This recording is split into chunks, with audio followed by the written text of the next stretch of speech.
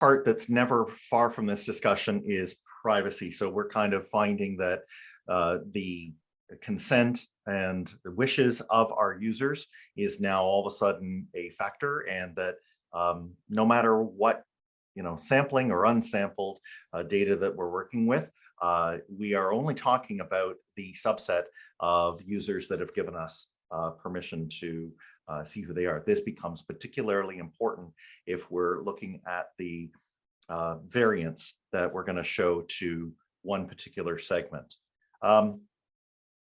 I'll reinforce a little bit of Jeroen's point on the use of the data and paying for it. Deborah, I liked how you said, we are living in a pay-to-play kind of environment. It's not as stark as a free versus paid world here. But I would also enforce kind of bringing that privacy element back. This is first-party data that we're having if we're exporting into BigQuery. And we are doing our companies a good job of stewardship if we have a repository of data that is first party on our most valuable asset, our customers.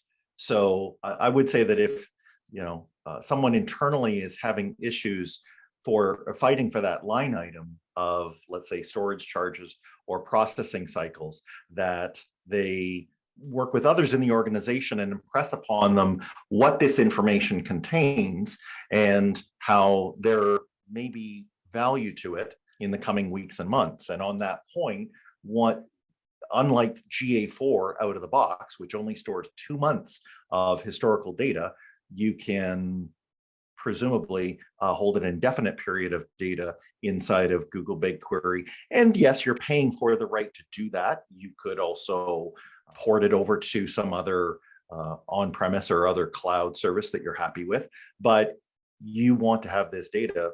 It probably is as important to you, if not more important, than the actual immediate transactional value that it represents.